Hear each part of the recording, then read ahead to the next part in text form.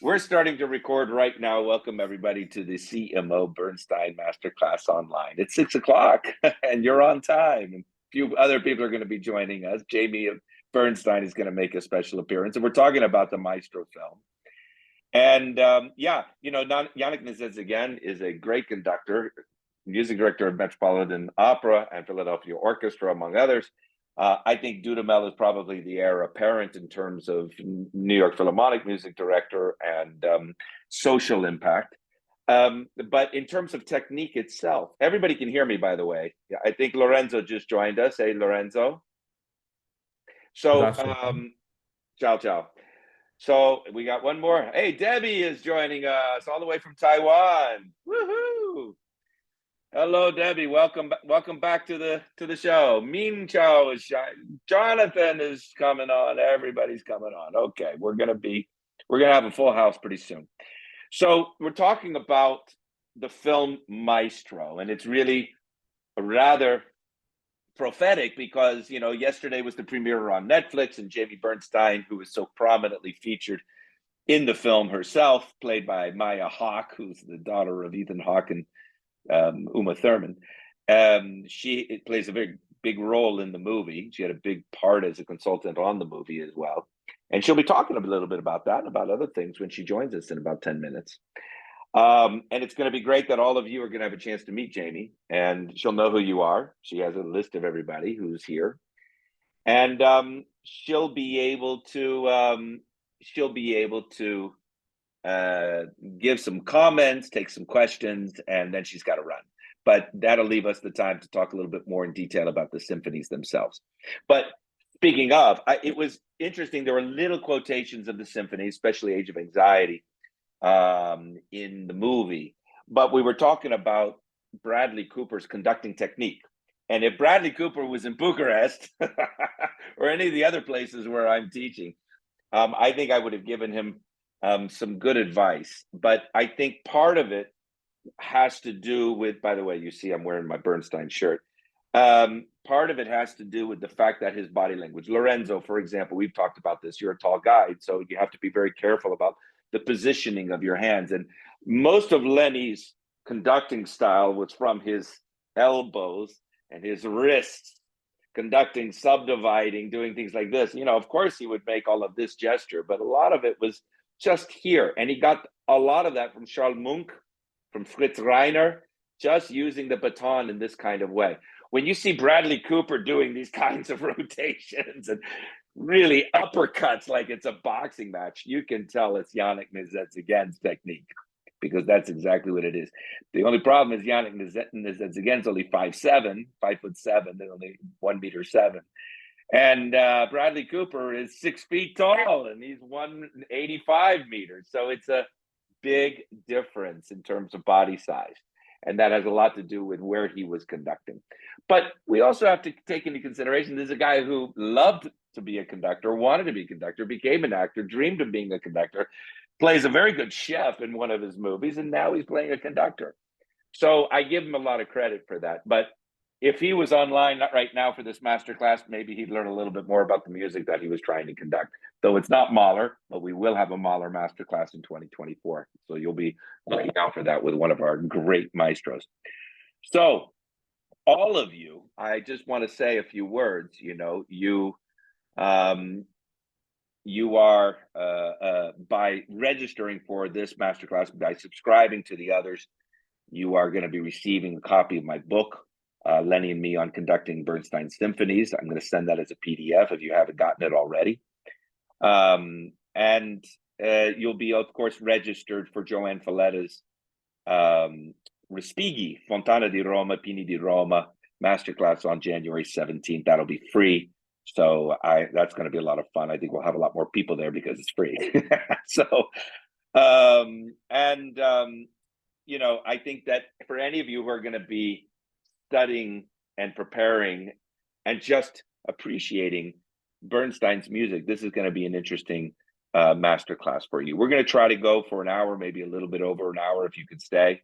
Of course, this is being recorded, so we will have record of all of this like we've had before. So let's see. We're still waiting for one person to join in, but he hasn't come in. But we're going to get started soon. I'm going to wait for Jamie to join in, and then we'll take it from there. But why Bernstein? I remain one of his strongest advocates, and like many of my colleagues, I've come of age under the influence of this great man and maestro and his music. And once you conduct his music, if you haven't already, and even if you do it many times, you will be able. Jamie's online. Here we go. So it's a perfect chance for us to say hello to Jamie when she is joining us. Hello, Jamie. Hi there. Hey, Jamie, welcome. Everybody's waving. We got a lot of people here who've come in, conductors from all around the world, from Taiwan to America to Italy to all sorts of places. And we're just getting started.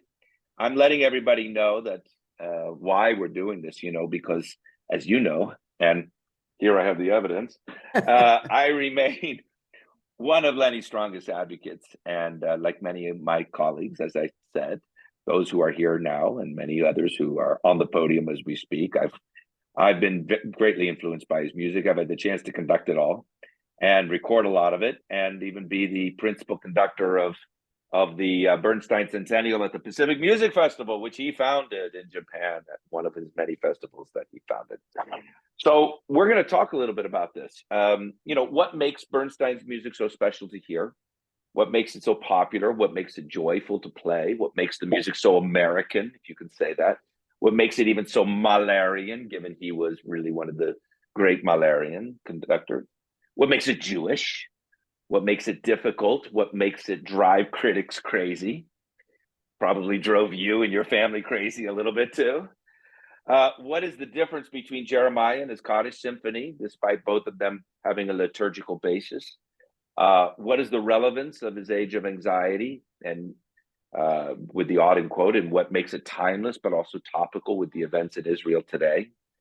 How do we conduct his music actually, and what makes it so Lenny? So these are the questions that we're going to talk about. We're going to try to answer in the masterclass, and it's also featured in my book, Lenny and me on conducting Bernstein symphonies. So we'll be talking and identifying about what is Lenny's conducting technique. We made a little mention of it by the fact that most of the people who saw Maestro last night on Netflix, I being among them, and our serendipitous correspondence during the screening, is that his technique is a little bit different than what Bradley was actually doing, learning from Yannick Mezets. Again, I mean, he did a great job given the circumstances, not being a real professional conductor. He did a fantastic job, but it wasn't really Lenny's technique per se, which of course had a lot more wrist and elbow action as he subdivided a lot, and had influences from people like Charles Munch and Fritz Reiter and Kusevitsky and others. And Yannick, who's such a wonderful conductor, has a lot of physical energy and activity. And so what I'm talking about is basically in the zone of your conducting, where one conducts, the length of the baton, of using a baton, has a lot to do with body size and body language. And Bradley being 6 feet tall is a lot different from Yannick being only about 5'7". And Lenny was not so tall. On a good day. How tall was Lenny actually on a good day? How was that? He was not tall at all. He just had a big head, so he always looked very imposing.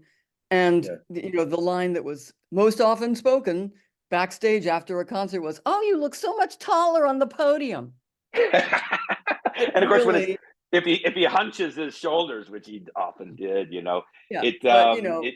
that leonine head, which made him, and big shoulders. He had it was his legs that were short, but the rest of him looked tall. So we have that upper body muscular quality.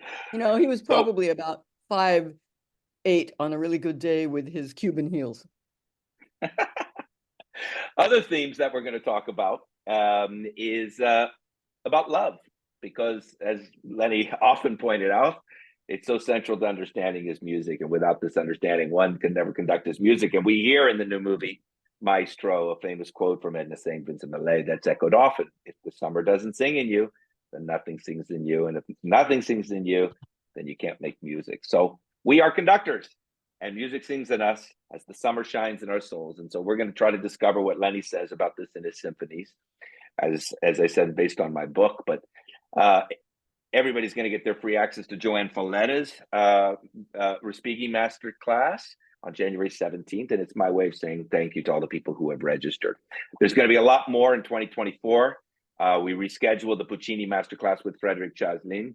There's going to be a Verdi Masterclass with Colorizzi, a Bartok with Gabor Takasnaji, and many more, even a Mahler Masterclass. I wish Lenny was here. He could have done it. But first, we welcome our special guest, Jamie Bernstein. Jamie is an accomplished author, her narrator, director, broadcaster, and filmmaker, and more. And she'll be a keynote speaker at the International Conductors Guild Conference in New York in January, where I think some of you might be. And she is, of course, Lenny's daughter and author of the now famous book herself, Famous Father Girl, which no doubt may have even influenced the writers and director of Maestro, Bradley Cooper. So welcome, Jamie. Thank you. First, I must ask about Maestro, which I and many millions others watched as we were talking. I know you were at the Venice Film Fest premiere. Sadly, I couldn't get in, but Bradley Cooper and his Lenny Knows and Carey Mulligan, and she's just spectacular, and Maya Hawke playing you, and it's really great. But now you're the famous Bernstein making the rounds all over the media in the world. So how do you feel about it? I mean, while we conductors try our best, if anyone can follow in his footsteps, it should be you, because you are genetically predisposed. Yeah, but we're not genetically predisposed to take his place as conductors. No. Truly. It's hard to follow. What happened was that because of the Screen Actors Guild strike, both Bradley Cooper and Carey Mulligan and all other actors who belong to that union were not permitted to do any promotional activity for any films they had made that year. So that meant that just as Maestro was premiering, being born at these film festivals in Venice and London and New York, they couldn't attend, which was heartbreaking. I felt so bad for Bradley because, it was like not being at the birth of your own baby. And so Netflix, the distributor, had to do some scrambling to figure out how to make the event work in their absence. And so the various heads of departments in the film, the editor and the art director and the makeup artist, Kazuhiro, who is a hero, and all the others, plus my brother and sister and I, were conscripted into going to all these festivals and sort of doing the sorts of things that Bradley and Carey would have been doing, like giving interviews, introducing the film, doing the Q&A afterwards, all that stuff. So we were like the booby prize for the press, was how I thought of it. Because really, if you're a journalist who writes about film and you're really looking forward to interviewing Bradley Cooper, and instead you get these three nebbishy Bernstein kids, it's like, what a letdown. But anyway, so that's what we did. I wonder what people might have thought when there was that call on that fateful day when Bruno Walter was sick and suddenly somebody else got conscripted. And yes, was it a letdown to the public at the beginning? And look how it turned out. Some people walked out. Some people walked out. They thought, oh, no Bruno Walter, forget it, I'm out of here. Yeah, that happened, but weren't they sorry later? Weren't they sorry later? So let's talk a little bit about Famous Father Girl. I mean, what inspired you to finally write that book at this time? And I mean, did Bradley read it, and did it influence the film in any way? Or the screenwriters? There's a lot of you in the movie, so I would think it must have had a big impact. Yeah, it was. I'm just going to post something for you all to read.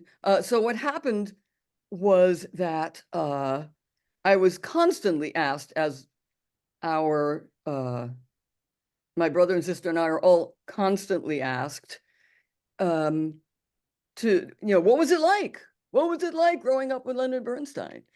And so my short answer that I developed to answer this question was, well, it wasn't boring. But then the longer answer to that question was my book. And so a friend of mine who was a literary agent pointed out that if I wrote the book and it came out in my father's centennial year, 2018, I might sell a couple of books. And this very pragmatic piece of advice kind of shot me out of the cannon. And I thought, oh yeah, he's right. And this is the moment and I'm going to do it. And I did it. And it actually turned out to be very good preparation for the journey of the film Maestro, because my brother and sister and I talked a lot about our experience of growing up in our family. And we discussed a lot of the thornier issues. And I told my brother and sister that I was going to show them every chapter I wrote and that they had total veto power over anything I wrote. And in the end, they completely gave me the green light. And so forward I went. But because we had gone through that process ourselves for the book, we were in a really good place to help Bradley and talk to Bradley about what he wanted to do. And yes, he went to my book numerous times, and I was just looking for the link to send you all because I just wrote an article for Time magazine. Oh, wonderful. In which I talk about what the connections, some of the connections between my book and the screenplay of the film, because in fact, Bradley did take a number of things and put it into his movie that could have come from nowhere else but my book. So there was a real synergy there, and I was really happy that the work that I had done turned out to be useful for the next round of work. Bravo to you. I mean, hero is absolutely a hero, and certainly all that controversy over we talk about the Jufro, but the Junos, it actually helped promote the film. So, as long as they didn't spell the name wrong, everything was fine. But yeah, it's the old, there's no such thing as bad publicity. Right, bad publicity. But let me just ask you a question about that. When you first saw Bradley in that makeup, what was your reaction? Oh, we flipped out. We couldn't believe it. He would send us photographs on his phone from the makeup room where he and Kazu were working on creating the various Lennys at different stages of his life, right? And so some of these photographs, we could clearly tell that it was Bradley in makeup. But every now and then there would be one where we would go, because it was so exact. I mean, it could have been our dad. And Bradley himself, as an actor, did so much beyond the makeup and the prostheses and all of that. The way he held his body, the way he hunched, the way he held a cigarette, but like all those things. So Bradley really did his homework. Yeah, I've never seen anyone take a deeper dive in anything. It was amazing how much trouble he went to achieve authenticity. Well, let's talk about this growing up with Lenny, because it does have an impact on how we understand his music. And because so much of Lenny's music was either liturgical or philosophical, and particularly the three symphonies, how much of that Judaism did that permeate in your life growing up? I mean, are you a practicing Jew? May I ask? No, I'm not a practicing Jew. As a family, we take our Passover Seders very seriously. That's the piece of Judaism that we really buy into, because Nina got to get the Afikomen, so that she probably loved it. we loved it, and we had great Seders growing up, and we continue to have great Seders with lots of laughter and irreverence always, and yet we bring our hearts to that table, So growing up, that it was all about the Seder. We lit the Hanukkah candles, but it's really hard to sustain that for 8 nights. I'm sorry, it's just a lot. So chances were depends how many presents you get, but I understand. Yeah, but we also celebrated Christmas, so we didn't get presents for Hanukkah, really. Right. So it was, and let's face it, Hanukkah is a minor Jewish holiday, and it's very bad luck for Hanukkah that it has to compete with Christmas. It can't, and it wasn't ever supposed to. So anyway, we lit our candles when we could remember, but the big event was Christmas. And similarly, we would have our wonderful seders, and then Easter would come around and we'd have a big egg hunt for the kids. So it was like that, which is not uncommon in the United States.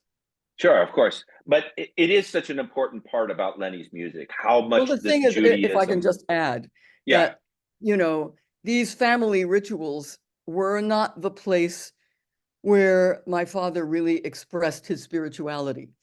got It's it. really in his music that you can track very clearly his own wrestlings with his creator and his own questions about his existence and all of our existences. That's all right there in the music. And that's what makes those symphonies so emotional, so moving, mass as well. And Chichester Psalms, they are all, they're on the same track of asking Got it. same, fist shaking at the heavens. If you're up there taking care of us, why is everything such a mess down here? And why are we all so terrible to each other? And why can't we all just, pull it Get together and along. be Yeah. kind? So it's all in the music.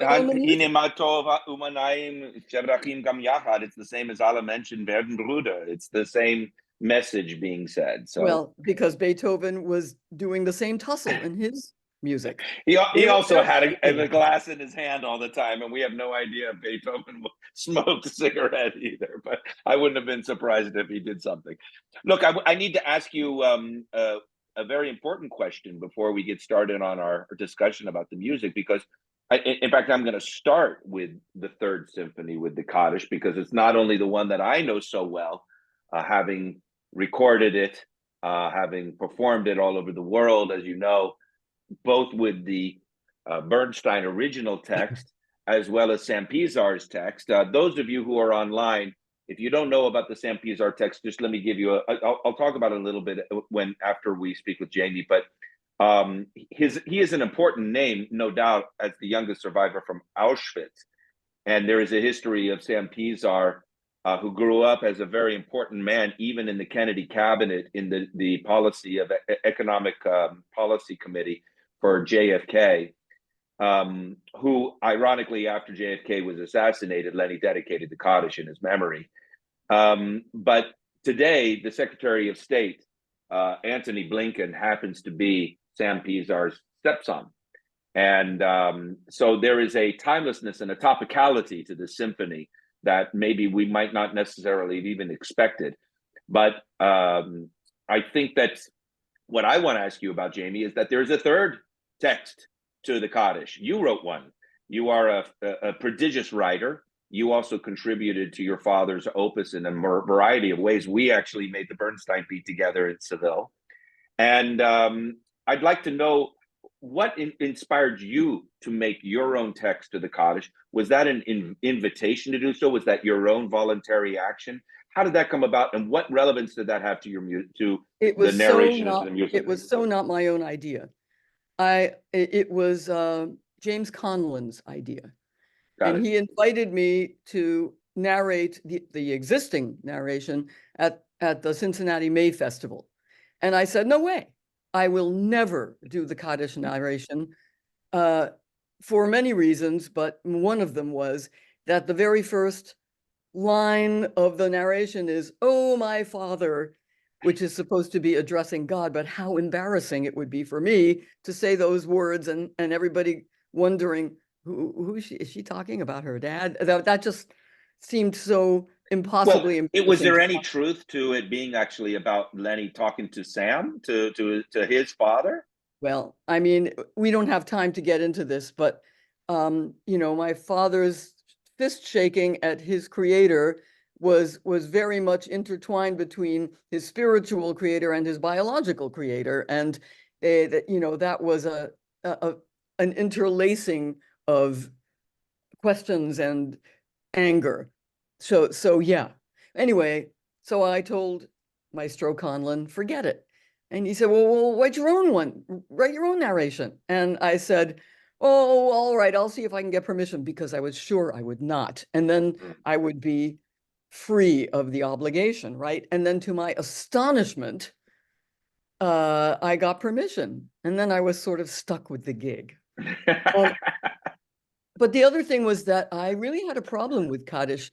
The original narration was written expressly for our mother, Felicia, to narrate, and she was an actress, and her narration, the recording of her narration, is very dramatic.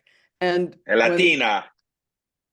when it came out, my brother and sister and I, well, Nina was a baby, and Alexandra and I were like, 9 and 6, or we were really young.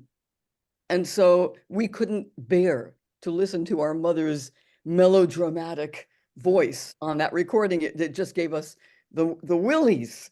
It was just it made us so uncomfortable. So that was part of my discomfort with the symphony. And also it's very difficult. It's thorny and there's all that 12 tone in it. So what with one thing and the other, I had a sort of mild allergy to the Kaddish symphony for a really long time. But now I had this gig. So I had to immerse myself in the symphony, and that's when I discovered how fabulous the music actually is. Indeed.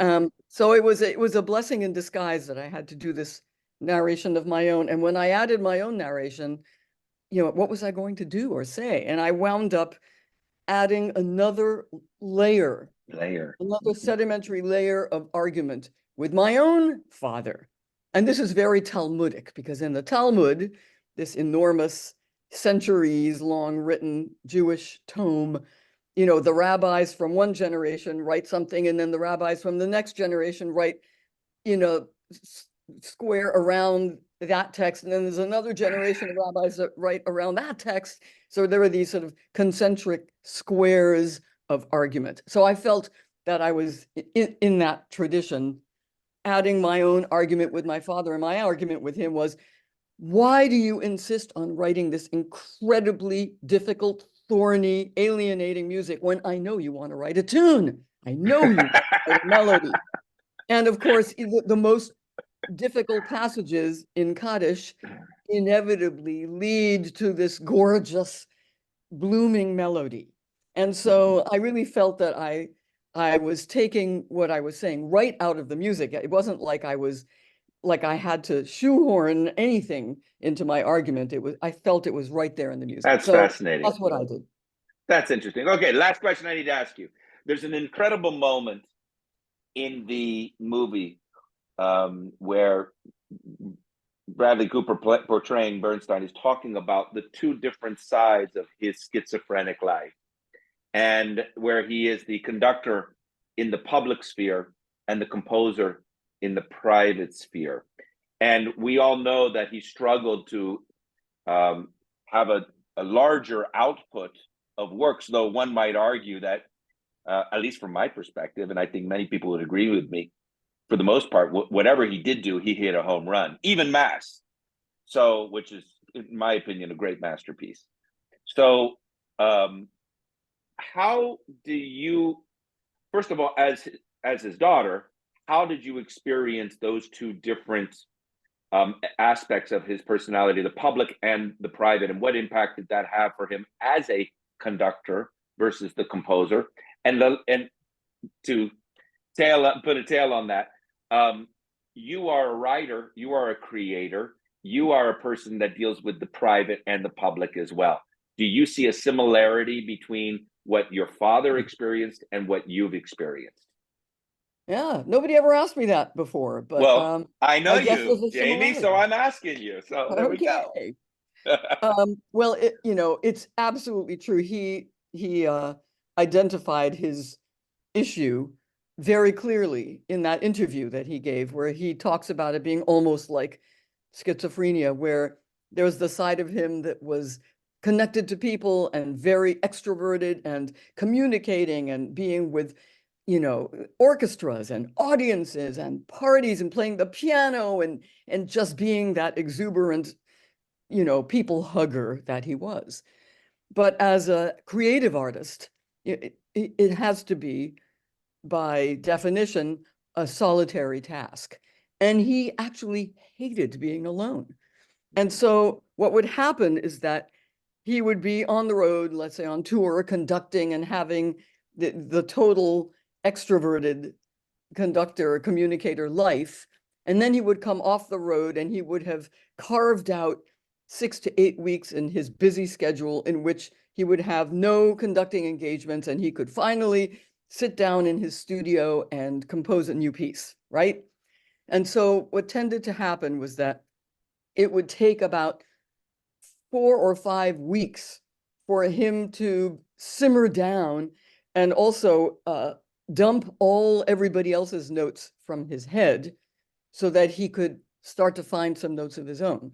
And he would, just start to get a little momentum going with his composing. And then, 6 weeks are over, time to go back on the road. And so he was constantly stripping his gears, going from the one half of himself to the other. And it really was hard for him. But in retrospect, I think we can marvel that he was able to accomplish as much as he did and to compose as much as he did. He felt very regretful at the end of his life that he hadn't composed more. But honestly, given how much he was doing, it's amazing that he had the output that he did. It's just remarkable how much you can get done when you never sleep. He was such an insomniac, and so he basically lived double the life of the 72 years that he had, because he just never closed his eyes, which meant he also never stopped smoking. So if everybody thought that Fritz Reiner was a vampire, maybe that was an early influence on his life. I bet it was. Well, I think he was a night owl from But the what about get-go. you? But what about you? You are public, you are private, you're a creator, you're a writer, narrator, filmmaker. You do so much yourself. Where do you find the time to do that? It's a very busy time for you now, but you've always been a very active person as far as I know. Yeah, So I guess, how do you do it? I think it's similar. I'm very gregarious and I love to get together with people. I love talking to people. I love doing what I'm doing right now. I think it's really fun to be a communicator.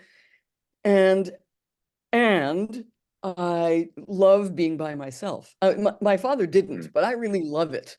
And mm. so the minute I'm done with a trip or a thing or a gig, whatever it is, all I want to do is go to our house in Connecticut, the one you can see in the film Maestro, with my dog and just be all alone with my dog, walking in the woods and writing in my journal and making tuna salad and eating it standing up at the kitchen counter, and nobody's bothering me. I love that.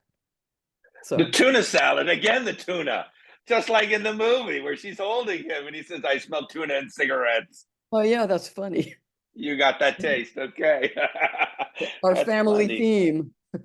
You know, loving people is a big part of this. I remember when I met Lenny in Houston during A Quiet Place, and we had our time to work together. And he said to me, said to my mom, he says, your son's going to be a conductor like me, not a pianist. And he said, why? He says, he likes people too much. And that's the instrument. And he's right.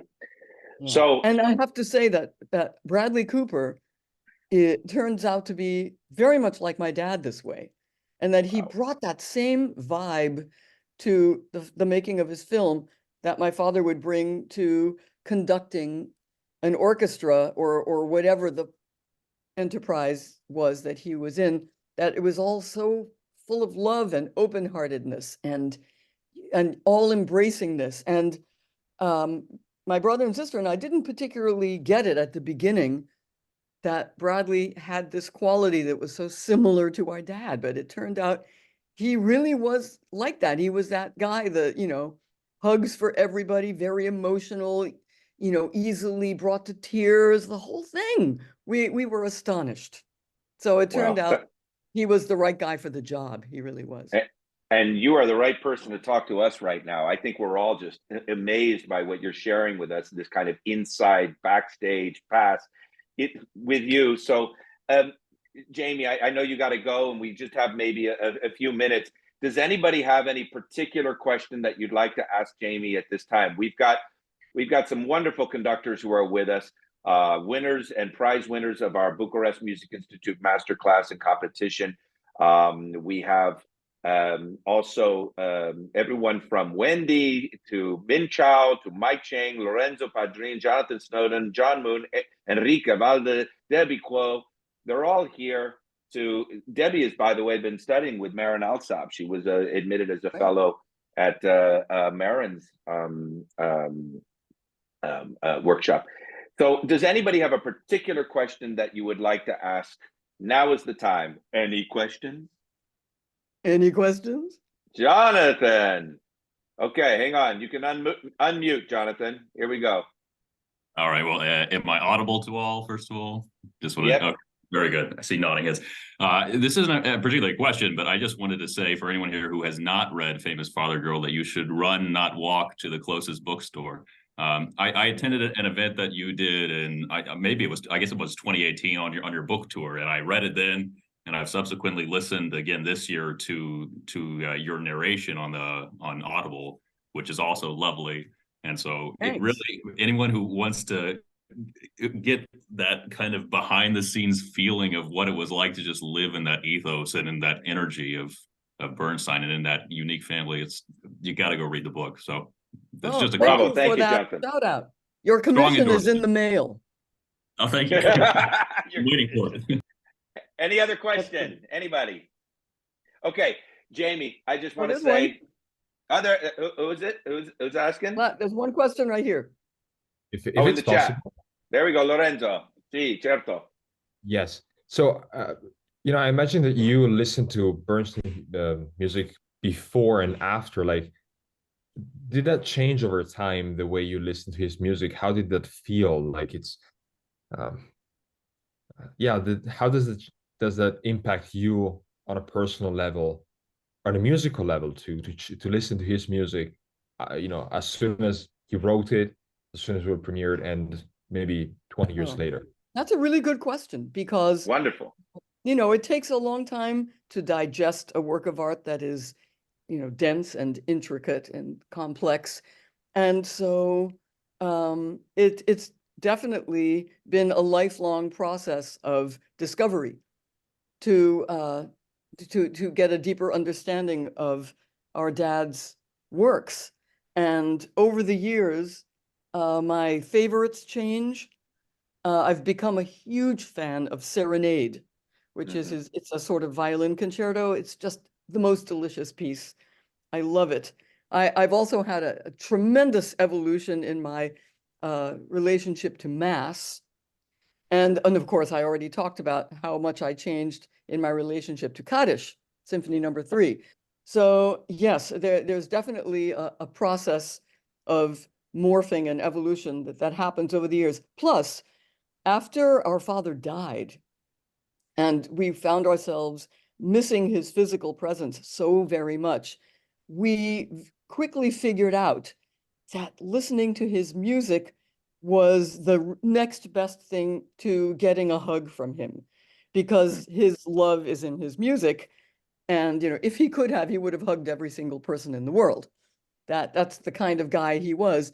And that was impossible. But in a way, he did it through his music. He did manage to hug everyone through his music. So when we listen to his notes, we feel so embraced by our dad. It's the next best thing to getting that big, rib cracking, scruffy faced hug from our dad. That's beautiful. Jamie, thank you so much for allowing us to learn a lot more about Lenny. The movie is wonderful because it gives you that personal understanding of the human being that he was.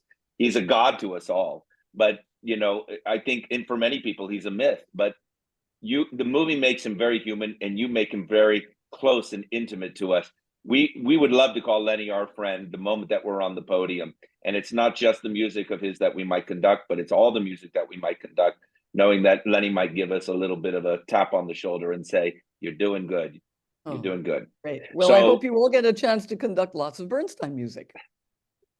So let's get started. Jamie, thank you. Thank you so much for coming. Thank you, John, for inviting me. Good luck to everybody. Lots of love. Happy Hanukkah, Happy New Year, Happy Holidays. Happy New Year, everything. Take care. Bye. Ciao, ciao. Okay, everybody, stay online. Wow, that was something, wasn't it? You're not going to get this kind of inside scoop just watching on a YouTube channel or anything like this. I mean, fortunately, I've known her for a long time, but there's going to be a lot of other opportunities that we're going to have in our future CMO master classes, that we're going to have some special guests when Leonard Slatkin did his with phenomenal repertoire overview, it was really useful for everybody because we know that we're going to conduct American in Paris. And we know that we're going to conduct Appalachian Spring. To conduct Bernstein symphonies, you don't always know you're going to be asked to conduct Bernstein symphonies unless you're an American conductor. Then it's very likely you're going to be asked to conduct his music, but it's rare that you'd have the chance to do his symphonies. Nonetheless, it is in his symphonies where you learn about Bernstein the most. So I'd like to start with the Kaddish because, as I said, that was the symphony that really not only changed my career because of Sam Pizar. It was in 2003 when I got the opportunity, based on the knowledge that Lenny had asked Samuel Pizar, who at this time was a very great statesman and chairman of Holocaust museums and great lawyer and all of this, to after narrating The Survivor from Warsaw. He was from Białystok, but which is not Rovno Gubernia, but it's Białystok. And he was asked to rewrite the text to the Kaddish by Lenny. Lenny asked him to do it. And Sam said, I don't say Kaddish. And not anymore. And after everyone in his family dying and him being the lone survivor from his Jewish community in Białystok, I don't say Kaddish anymore. And yet he's led a remarkable life.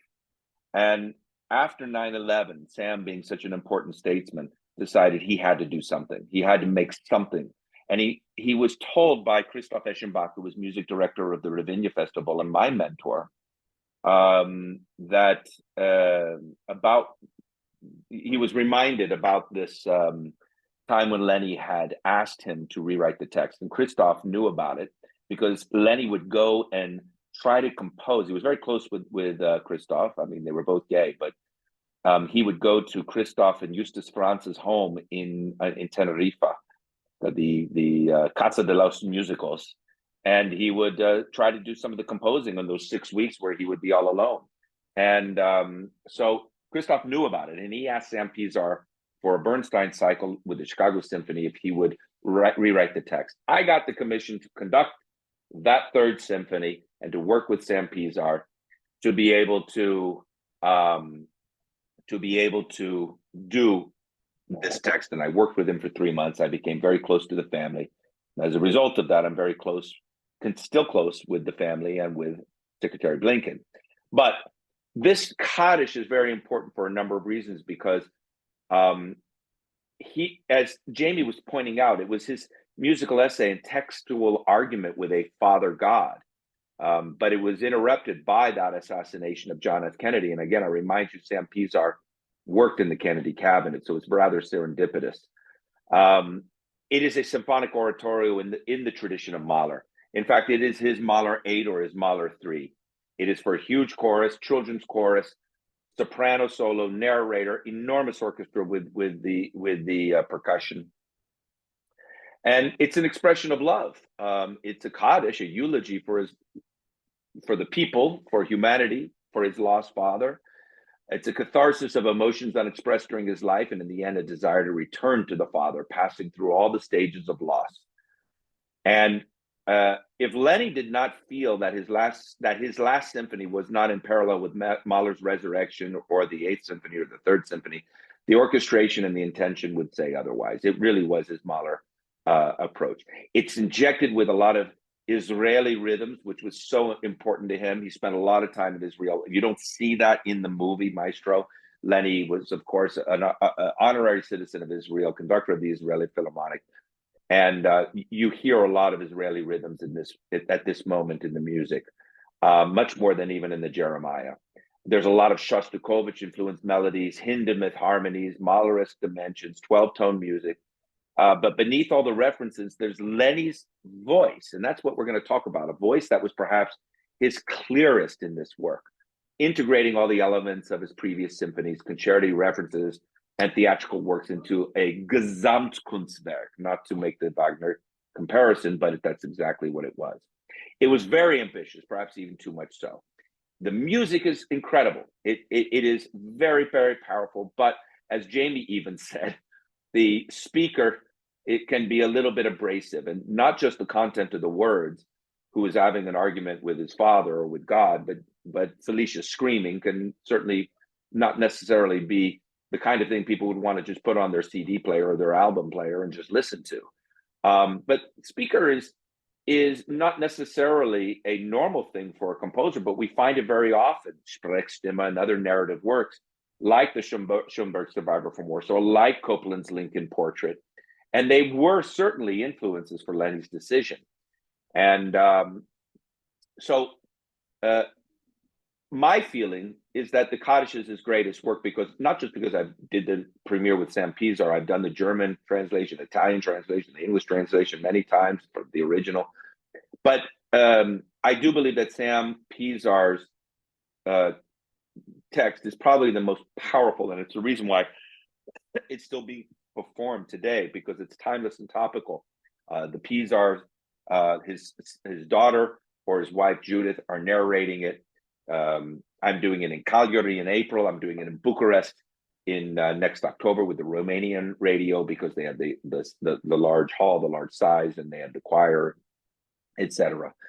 You know, you have to ask yourself, what was Lenny angry about? You know, he had a great life. He didn't really have any reason to complain. But there was another voice that really could justifiably be angry with God, and that was Sam Pizar. Lenny, towards the end of his life, knew who that voice should be, and that's the reason why he asked Sam Pizar. So let's talk a little bit about the music. Understanding this chronology is critical to understanding the big picture of the symphony as it relates to performance today. And since both the Bernstein original text, the Pizar version, the Jamie Bernstein version, are those that are often presented, though not so often Jamie's. I think in the Me Too movement, with so many women conductors, women performers, finally having the access, the education, and the opportunity, and with the success of Maestro, the film, I think it would be a smart move for a woman composer or conductor to program the Bernstein Kaddish with Jamie Bernstein's text. So that's something, Wendy and Debbie, you might want to think about if you ever have that opportunity. Not that a man can't do it, but it certainly has its potency when a woman conductor is the one presenting Jamie Bernstein's text. So the opening fermata, how many of you actually have the scores with you? Does everybody have a score? And if you don't have a score, I'm just going to talk a little bit. I'm not going to do it the way that Slatkin did, because we don't really have all that time. But I want to talk about a few things to help you understand how to get through the challenges of this piece. This invocation, the opening fermata with the hum from the chorus, is meant to create an atmosphere. And if the chorus of the angels in heaven are present and witnessing this dialogue that's happening, the text begins, and after the words, "I want to pray," the chorus is cut off. And the music actually begins from letter A. And you have to hold that choir. You can't be passive with a choir, especially a large choir. You give a downbeat, you ask the narrator, but you must still hold the choir in your hands, because that choir and you are essentially the choir is the soloist of the piece. The only time the soprano really sings solo is in the slow movement, which is acting as a lullaby. But she sings just like the soprano in the chorus, and you have to make a decision as the conductor whether the soprano should be like Mahler with the soprano next to you as a soloist, or the soprano should be with the choir singing behind the orchestra, like we often sometimes even hear with Beethoven 9. So, or see with Beethoven 9. So if you ever have that opportunity and you have the venue with the choir above the orchestra, it's probably a better idea to have the soprano with the choir. So the soprano and choir act together actually as the soloists of the piece. And that's why from the very beginning, it is not a cadenza for choir or for a violin soloist. You just ask the violinist to play and they play, and it's a cadenza and everybody's passive. You have to be active, and you have to hold the choir in your hands even while the narrator speaks. That's an important thing. You cut it off and then you continue. One other thing, your narrator has to be next to you, whereas the soprano can be with the choir. So when you do your cutoffs, you're doing your cutoffs with your left hand. So as we've talked about very often for conductors, you need to have the vocabulary of gesture between your left hand and your right hand. If you're holding with your right hand, you have to cut off with your left hand. You can't cut off with both. You have to cut off with the left hand. And then, because you have to give a downbeat from there for the orchestra to begin on that first beat. All of your appoggiaturas really should be on the beat rather than before, to emphasize the intensity of your phrasing that follows. When you get to the saxophone entrance, 3 after C, the tempo returns to a more solemn quasi-adagio tempo. But before that, you have this very marcato moment where you have to have a beat indicated by the dotted lines as 3 + 3 + 2. I'm talking about 4 after letter A. Your beat 1 cuts off the held notes in the fermata, except the first violins, for the strong marcato entrances of the brass, the bassoons and chimes on beats 2 and 4. In the next 8/4 measure, you need to give a clear beat 2 for the timpani, the tuba, and the lower strings. The beat is indicated. You see where the beat is indicated as dotted lines is 3 + 3 + 2, whereas the next measure is 2 + 3 + 3. You give a clear diminuendo before arriving in a pianissimo fermata at letter B. And here the cello must wait for the completion of your text. And again, the appoggiatura played on the beat. The speaker must continue despite the comma before letter C, with the tempo picking up slightly. With the saxophone entrance, as I just said, tempo returns. Now, at the end, the orchestra is going to be quiet and the narrator recites the Kaddish prayer in the Sam Pizar text. But you can add it if you are doing the original, the Yit Gadal, the Yit Gadash Shemay Rabbah, where you want. This is after letter F. Then the Kaddish 1 begins, and it's in the same tempo as before. However, note the 8 far bars are conducted in a subdivided 4 rather than the previous equation that you had. The final Amen. This is a challenge here, going into the final accelerando into the allegro molto. This is one of the most difficult moments of this movement. Should be anticipated on beat 5, 1 before letter A. So if you look where 1 before letter A is, where you bring in the choir, you really have to give a big breath to bring in the choir, even if they're singing quietly on the Yit Gadal. Now, before we continue, I need to make a comment about the fact that the choir is singing, as you see printed, with a transliteration, Yit Gadal. This is Ashkenazic Hebrew, whereas the Sephardic would say Yisgadal.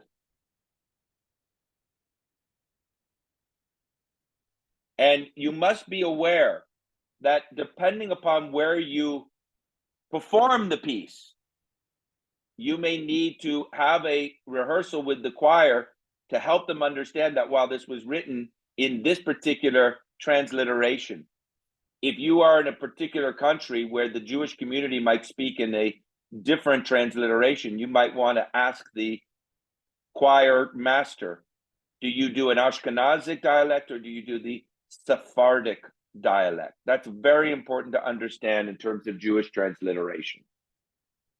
So you have to give the upbeat, subdividing Yit Gadal, pronouncing the L. Again, subdividing on the beat. Then you have to allow both the text of both Bernstein and Pizar are the same, and the conductor only gives left-hand cues. Note the 8 far bars are conducted in subdivided 4 rather than before, and the final Amen should be anticipated on beat 5, 1 before letter A. That's what I'm talking about. Yit Gadal on the first beat of letter A, the appoggiatura on the beat of the L of Dal, short on the second beat. Dal. then a clear third beat for the upbeat as the chorus sings Yit Gadal with dash in a crescendo through 4 beats. That's the wording. You get to the sh on the final quarter note on beat 8. So you have Yit Gadal on the beat 8 as the upbeat to the allegro molto. You have to hold it like a fermata in the subdivision. 1, 2, 3, 4, and for the ash. So you start the allegro molto already in the tempo with that upbeat. So does everybody understand what that means? The brass making the glissando into the 8th beat like a shofar call from the Rosh Hashanah service. Boo, like this. And then, whether it's heaven or hell, it all breaks loose. Indicated as wild, wild. That is a Mahlerian description, a temperament, wild. You see that often in Mahler symphonies. That's where Bernstein's getting it from. With the tempo of the dotted quarter. And the conductor gesture for the 7, 8, and 3, 4 is grouped over 2 bars in a 3-beat gesture to equal 1, 2, 3, 1, 2, 1, 2, and 1, 2, and 3 are in the 2 measures. Ya da da dee da dee da dee da dee da dee da da da da dee da dee da dee da dee da dee da. You have to understand that in Bernstein, as in all American music for the most part of the 20th century, even some Ives, grouping is key to be able to create the fluidity for the conductor. We've talked about grouping before, not only with Copland, but also with the other music that we were working on in Bucharest. But this is really important to understand that those 2 measures go together as one group. Ya da da dee da dee da dee da dee da da da yet ga da da pa pa dee da da dee da dee da da da da da da da da da malachute ya da da da pub. See how it's grouped together, following the phrasing of the chorus. Then you just go along with the music. It works on its own. Remember, after letter F, you have to make that diminuendo, going with your alti and bassi for the and tenors coming in later. Yitkarach, the yishtabach. That has to be very quiet, like a whisper. It all builds up again into this craziness. Look at what happens at letter H.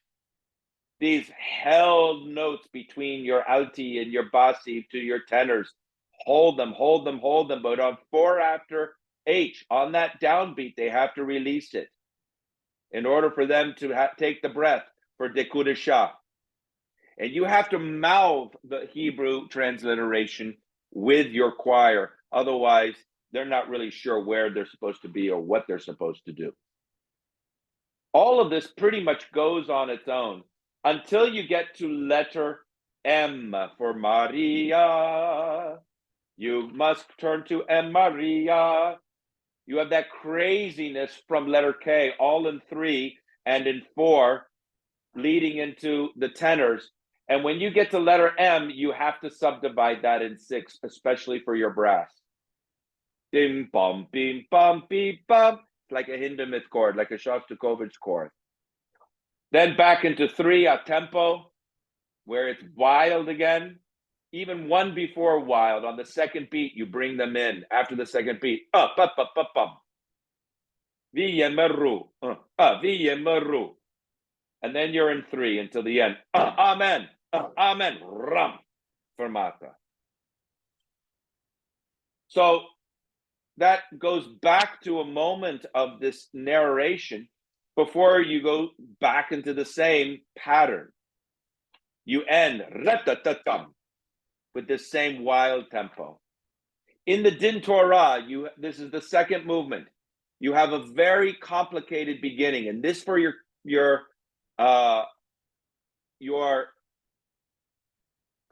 when you're conducting this, it is a percussion cadenza.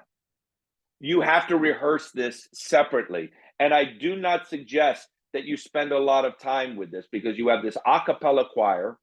You don't necessarily have to have the cello and contrabass playing with them. It's only there if it's for intonation. Then you would need to have. So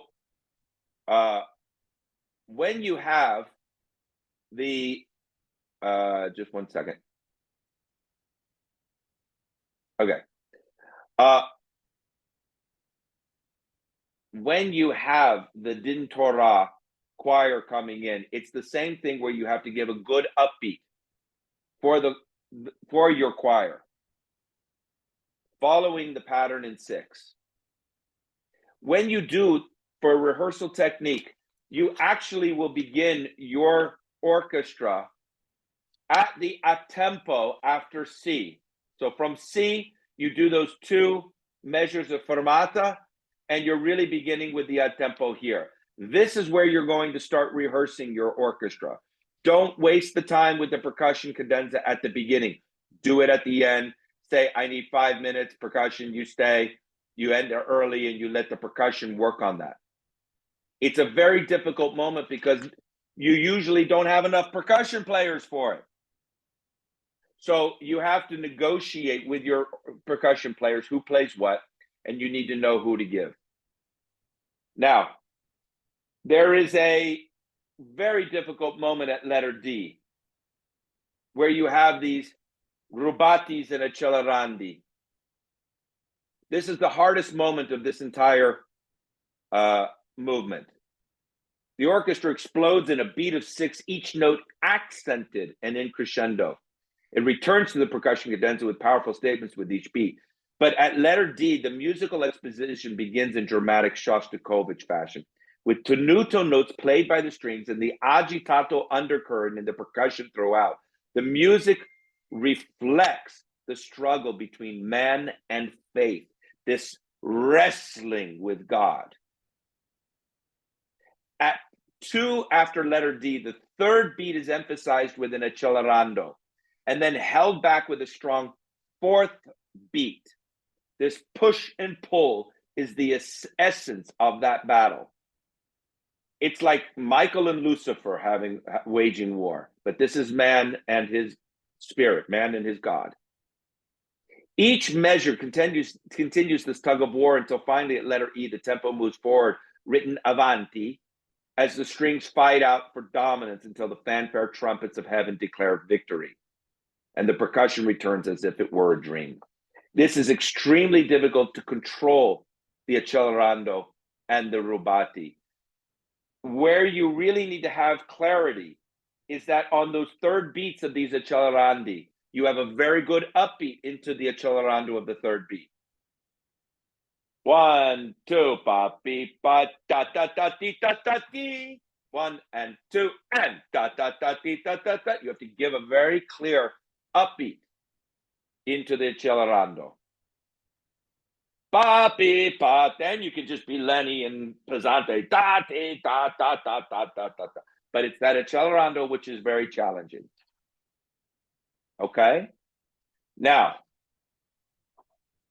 it becomes a little bit more complicated when your choir comes in. This is looking at letter G. Really difficult moment.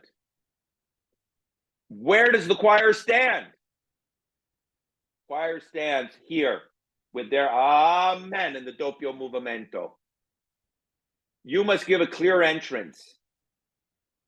It is, between F and G, the most difficult moments of the symphony. The chorus must stand with their upbeat after the 4th beat, 1 before G, or on the downbeat. Coordinating this and leading into a doppio movimento tempo in 2. You have da-da-da-da-da, ba-da-da-da, this kind of feeling of the hokey pokey that Bernstein throws into this music.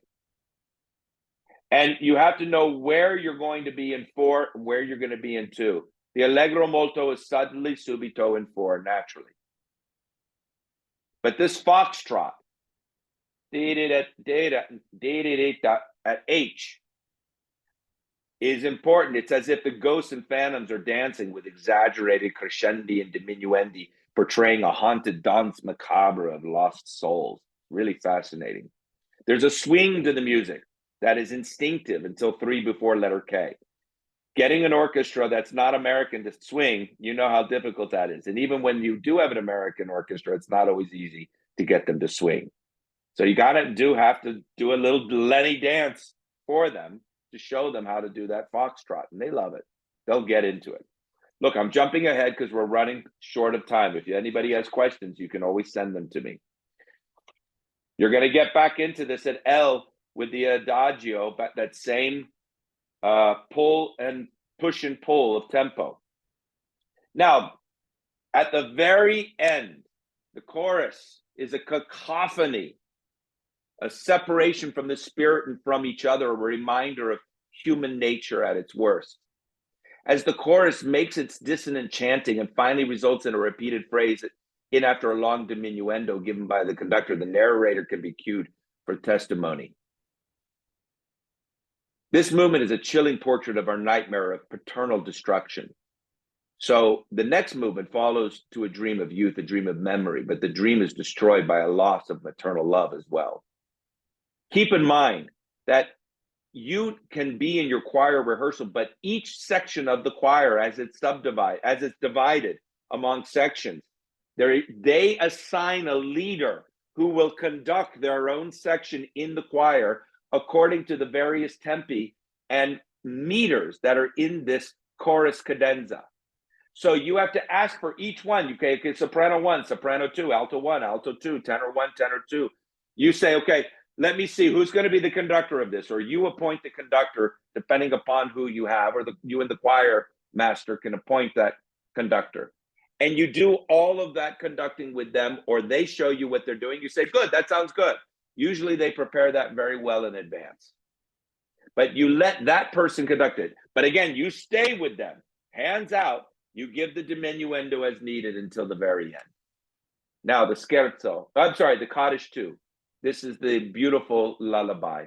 It goes very easily. You just need to conduct each of the quarter notes, each of the eighth notes. I'm sorry. It's a 5/8. Very beautiful how it's done. And you just need to be clear where it's a 3+2 or a 2+3. Where it gets a little complicated is where the choir comes in at letter E. You have to give strong downbeats just before with this a tempo, and the soprano and alti have to be staccato, marcato. When they sing, when the choir comes in with the Maya, and you have your solo strings, you have to rehearse this very well for your soprano solo to be accompanied by the solo strings. This takes time. Make sure you give yourself the time necessary for your solo violin and the soprano, the solo violins, first and second violins, to be able to work on this together. It's not an easy moment, but the movement is not so difficult. Then you get to this incredible snare drum before letter M, where the snare drum is giving this. This is again Maria, letter M. You have to rehearse this several times, where the snare drum makes a very interesting diminuendo in tempo. And it resembles the snare drum of Shostakovich's 7th Symphony. But one challenge is the violas to count the rhythm correctly and play with good intonation. And the other challenge is the maracas played with the finger, not shaken, with the finger, to resemble that train on the tracks. And then in the case it's a military drum as a distant sound, it's really advisable to rehearse letter K through letter M several times so you can get a comfortable tempo. So when you get to the scherzo, some people do it in 1, some people do it in 3. I recommend you take it in 3. People get lost very easily. It's a very fast 3, but you have to stay in 3. If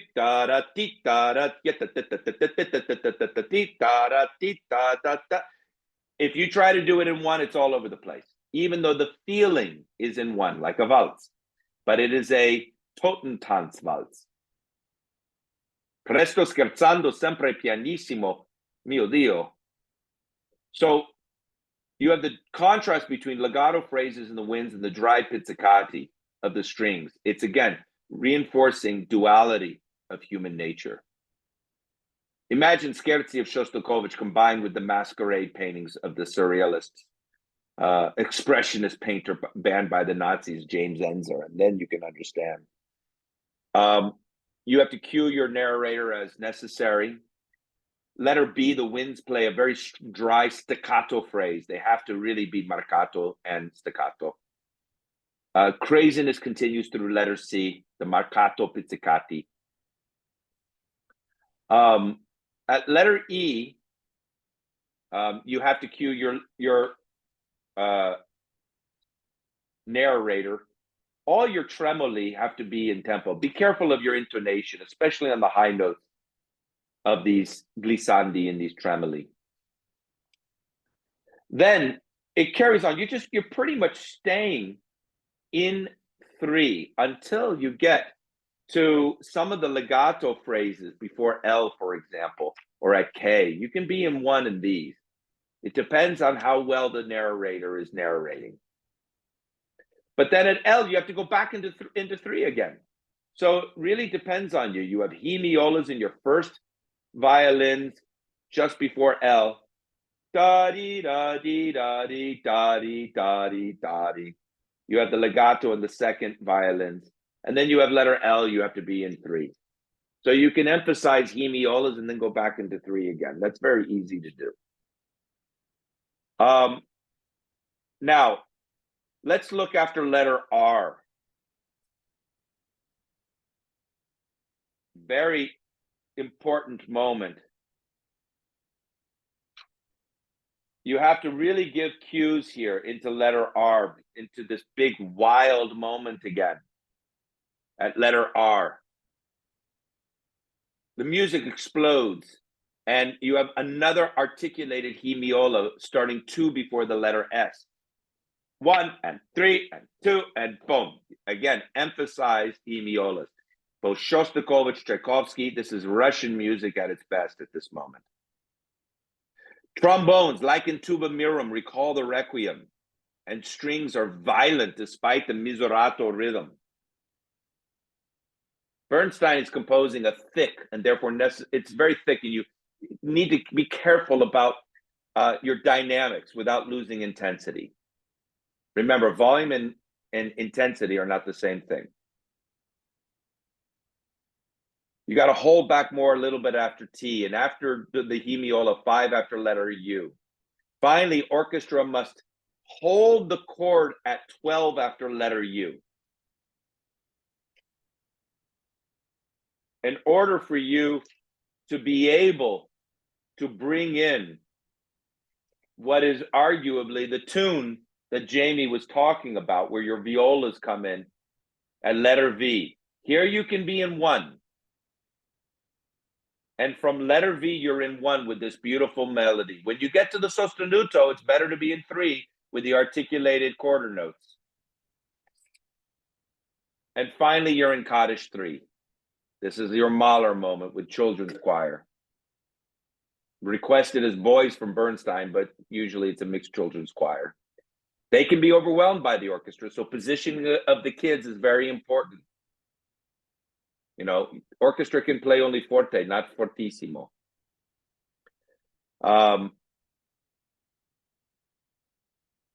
Be careful, in particular, at letter X, when it goes back to tempo primo, you go back to that scherzo tempo.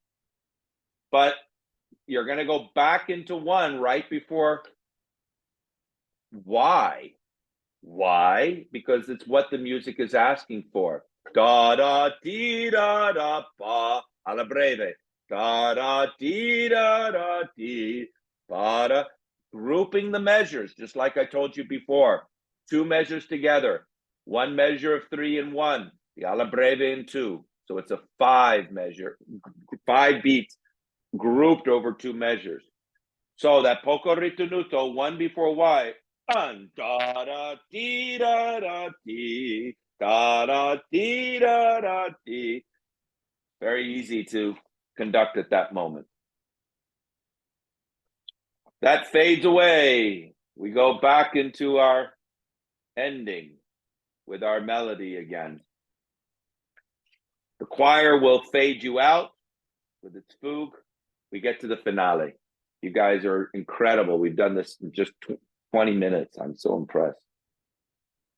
Finale, like what we had before, these accelerando and rubati. It's the same thing, but just bigger with the orchestra. The biggest challenge is what happens at number 4.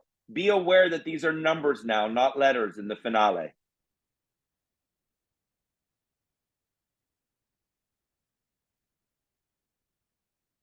So when you get to the soli, you have to make a decision. Is it first time tutti, second time soli? Do you do what's written? You have to decide based on the narrator and based on the whole and based on what you're trying to convey with the music. It reminds you it's a sweet sound, the melody. It's reminding you of Make Our Garden Grow from Candide, and it's exactly that purpose. It changes the course of the entire work from what we heard before. After all of these losses and pain and anger and sadness, we finally come to an acceptance. You know, suddenly the narrator is ready to make peace with God. We shall look tenderly back to you. So you have to pay attention to the second repeat with the soli strings as indicated by Bernstein. You can make the whole thing tutti if you want, or you can make it with the soli strings. When you get to the ending, you need to have this final fermata. It's like Mahler too. You have this final fermata with the where they have the beginning of your Allegro Vivo. This fugue also that is grouped together. During that fermata, you really need to expand the volume of the orchestra and create this dramatic tension. In the vivo,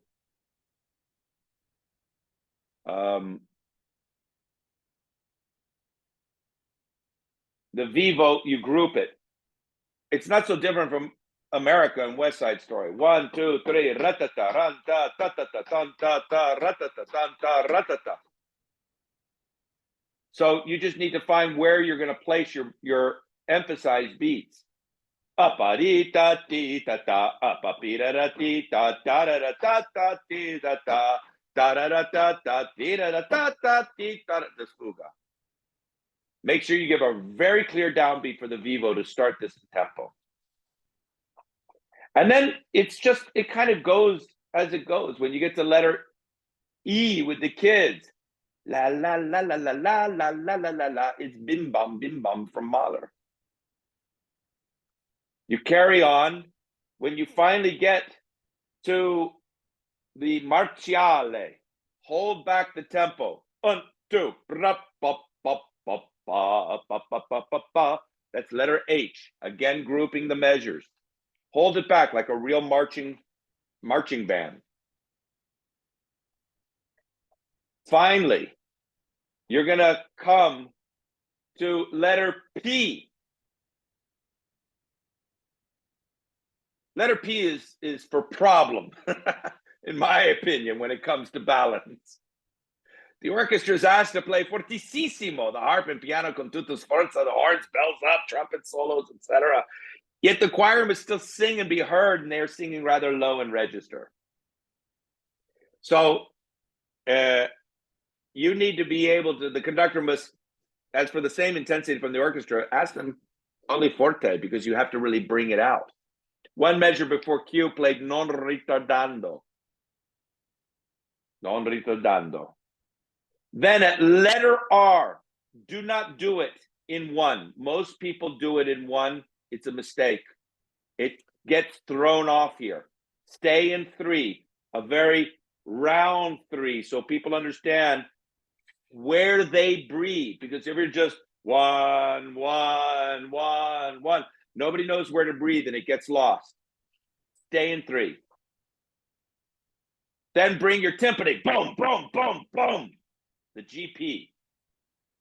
You have to give your soprani for that high G. So they have to know where that is by your breath. Otherwise, they won't. It'll sound like 4 different pitches at once. And then just stay in 3. Da, 3 measures, just craziness, and then boom. You know, everybody joins in. It's like Musica Celestis, the choir of heavenly angels sustain their final amen during an extraordinary crescendo. And at this moment, with the choir in full voice, the orchestra and fermata, the only option for the final beat, played fortissimo by the full orchestra, as if the judgment of God's gavel comes down to render his verdict. And in a Lenny leap, you can, full of radiant joy, love is the prevailing word, and it is good. Hereth endeth the Kaddish. Now, my friends, that was a very quick 20-minute, 25-minute run through of a Kaddish. I'm sure you have more questions, but that's the main things that you need to be aware of. The second symphony, I find to be the most difficult of them all. For one main reason. Finding a piano soloist who can actually play it. So, you know, I'm not going to get into the philosophical aspects of it or the timelessness. We don't need to make commentary about war in Israel right now. But, you know, the whole thing is about the loss of faith in the world, that he felt that he needed to do something. You know, the man Leonard Bernstein is revealed in his music, as Jamie said. But so is the Jew, as she said. You know, it's a testament of the Jewish man who says, next year in Jerusalem, when you are doing a Passover Seder, as she talked about. His Kaddish is a statement to the wish for the imago wound resolution with the Father.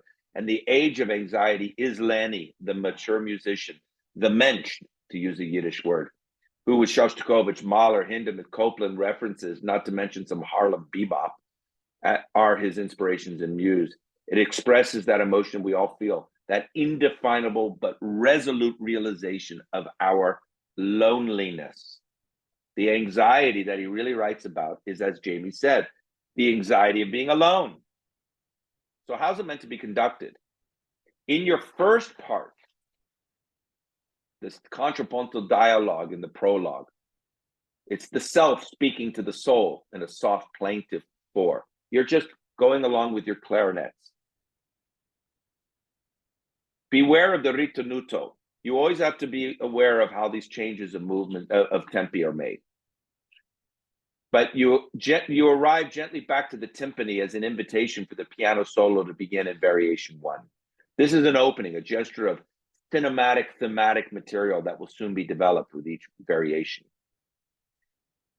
Now, the piano makes the prologue statement, harp is gently reintroduced, and so is the entrance of the piano in variation 2. It arrives in tempo. Molto rubato marking is misleading. The passage is grouped into 2 bars, the one going forward and the other held back in rubato. So molto rubato is not clear. One goes forward, one goes back, just like you do with the push and pull of the Kaddish. C for chords. Letter C for chords. Fortissimo, not too big. Instead, the preceding half note crescendo should be a soft forte with tension and crescendo. The piano does not make rubato until the 2/4 measure, one before letter D. So the cello should be led in tempo. Stay with your cello. Once the 4/4 returns, it's dolce. Clarinets are often too loud at mezzo piano. The glockenspiel and the winds in the diminuendo should all suggest a feminine character to be offset by the masculine, heavy pizzicati completed by the tam-tam. So think about all this. The piano echoes all this accelerando rubato feeling. Variation 3 is all strings and peasant pizzicati, but it's not Tchaikovsky. So Think about this largamente. The conductor should lead the pizzicati after the beat, not the melody and the strings. First and seconds can indulge in your medley, over praising the hemiola. Hemiola you'll find throughout everywhere. After letter G, this is important. The solo violin and solo strings are like the lullaby. They have to play tenderly and in pianissimo. You know what happens when you have solo strings? They think it's a string quartet and they suddenly play forte. Has to be tender. Bernstein changes the character in Variation 4. So it's that 5/8 rhythm.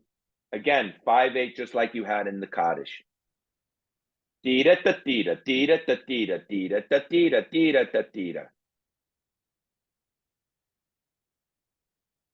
key to letter H is twofold. Making sure the trombone and tuba enter in rhythm, as they often are behind the strings pizzicati, and not to force the glissandos that follow. At the end of the variation, without any accelerando, first violin should make a comma before the final 16th note to go straight into the next variation without any fermata. The 8th note from the preceding tempo sets the rhythmic tempo. The clarinet sets the mood. Variation 5 becomes the cabaret. Pay attention to the bass drum, who's often rhythmically behind the piano. That's your challenge. If you can get the bass drum next to the piano, that's great, the way the setup, the percussion is. But that's a challenge. Strings, once they enter, they play a long dotted 8th note, so they don't rush. Rushing is an unfortunate consequence of this variation, especially with the horns as well. Again, it's like a shofar call at letter K. He loves to use this shofar. What? It's an explosive variation. You have to create the necessary tension in order to prepare for the next variation, which is only solo piano. This variation can be encouraged to be played with a kind of quasi-Baroque ornamentation. And it opens into variation 7 to the refrain of the opening prologue themes. But now you have the oboe and English horn. You do need to give a neutral tempo count of the first 3 beats before the oboe enters, so it can assist the oboe to prepare better for what is normally too loud an entrance. So you give a little bit of a neutral beating. So letter M, Maria, it's always M for Maria, ends with a descending scale from the piano in a 12-tone phrasing with the cellos and the flutes. The conductor, you must be careful to breathe with the flutes for each entrance. And you tell the pianist to wait for the flutes before playing its accompanying note, the last low C. Variations 8 and 9, titled The 7 Stages, they begin after a cutoff of the flutes in the fermata, even though the piano does cross the line, and a strong impulse for the violas that begin on beat 2.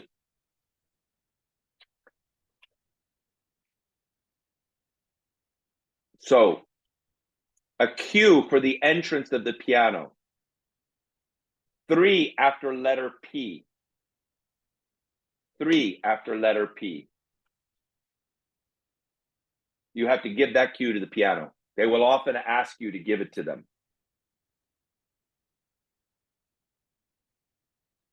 After the winds echo the strings, yeah?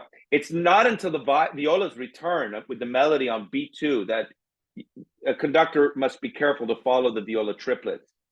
And the cello and bassi need to wait for each pizzicati after the triplet upbeats. And then you go into the waltz variation. Variation 9 has a physical demand that helps the music rather than detract from it. Here's this Lenny leap moment. It can be expressed both in the change of tempo with a little bit of a hop to get a great jump for a final chord. Lenny was a very physical conductor, as you've seen. So you need to inject some of that physicality into the music.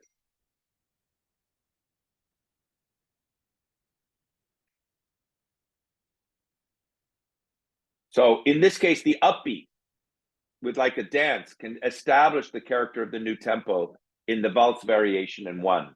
Tiata, ratatatatatatatata, amperareta, tira-ratatatira. You have to give that strong one. Letter Q is very quixotic, I suppose is the best way to describe it, because of the rhythm of the pizzicati. You have to be quick and cut off with a snap of the snare and xylophone, 2 before R. Be careful of that. 2 measures before R. You have to cut that off before the GP. Counting is not necessary, but a little entrance to the floral flute is a nice gesture when the flute comes in with the piano. At letter S, the fanfare of the brass with the crash of the cymbals should be extreme, but not rushed. Don't rush through that. And the trumpets and brass must play the chords very short and secco, with a final chord on the 3rd beat before the fermata to be played staccato with bravura. The next variation, number 10, is very typically Bernsteinian with the compound 7/4. Again, it's reminded of America.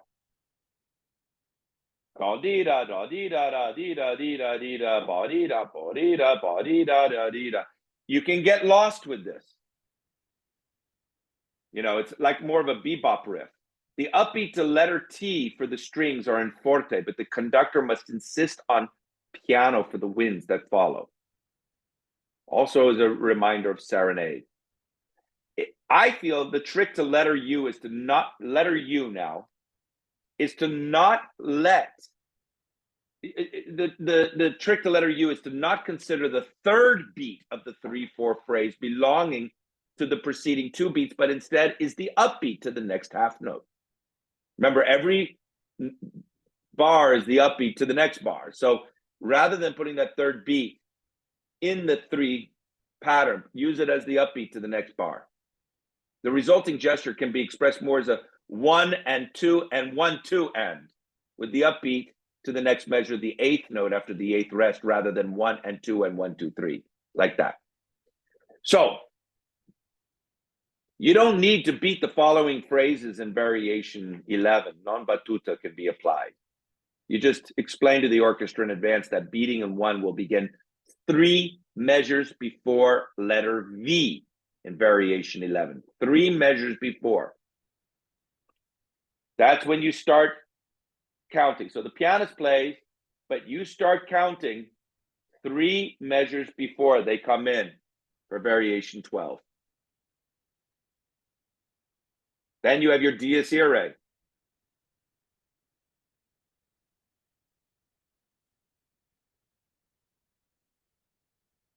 Okay. Variation 12, the conductor's beating in 1, but don't lose count of your 3 beats. In variation 13, where you come in with the trombones and the tuba, excuse me, I was a little bit ahead of you guys. I was at letter V in the preceding. It's 3 before V is where you're conducting.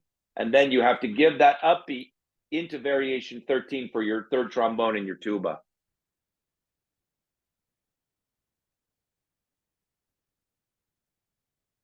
The trombones, horns, trumpets, they announced the Totentanz with a glockenspiel accompaniment at letter Y to assure a real macabre effect.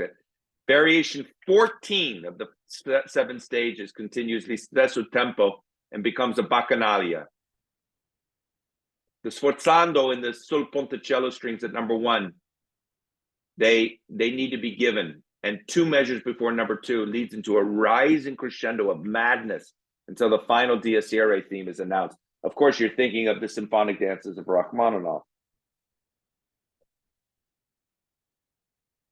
Pesante chords declare the guilty verdict of man's soul. The first part ends with a resounding thud. This is Bernstein at his most dramatic.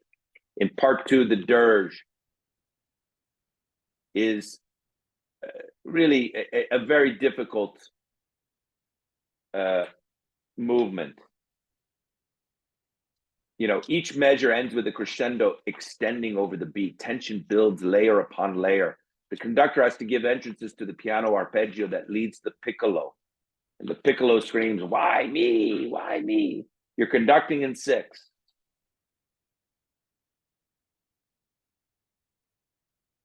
I'm skipping ahead a little bit. At number 7, look at number 7.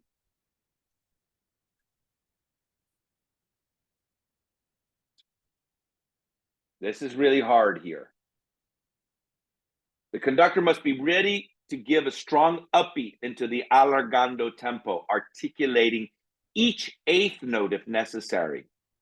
But only the last 4 beats, particularly the trumpets, that's really critical.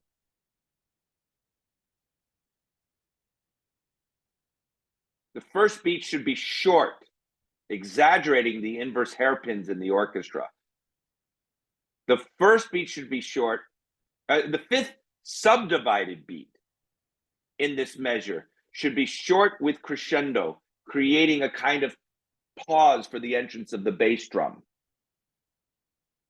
It is very important that you stay with the timpani 3 after number 7 for the 3rd and 4th beats in subdivision.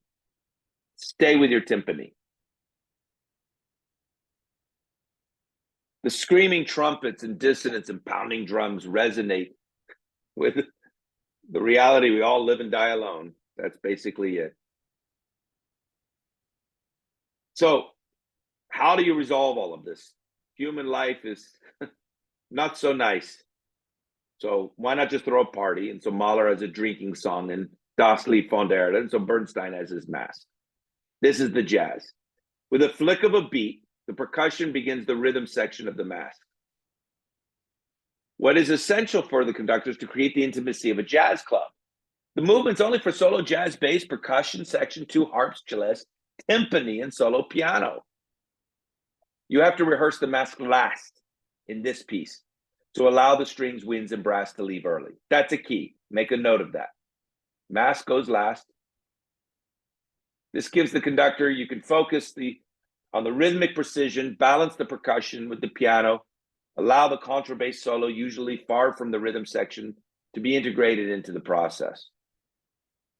Now, it's like a Gershwin-esque taxi horns and all sorts of interesting sound effects going on. The pianist doesn't need to worry, and neither should the conductor. The challenges are enormous. One missed beat, and the whole thing falls apart. So here are the troubleshoots. You got your scores. Those of you who don't, just keep listening because it's fun to listen to this. 5 before 9, you cue the wood block. Cue the wood block. Chances are the percussion is far from the solo piano. Here's the way to connect the solo bass after number 9, also far from the piano. You need to have the timpani watch the bass, and the conductor also needs to conduct the bass. Number 10 can get messy if done in tempo. Give time for the soloist to make the diminuendo before cueing the tenor drum. You go quickly to beat 2 with the timpani and bass 5 before number 11. Use the downbeat of 1 before number 11 as a chance to get into tempo for the next passage.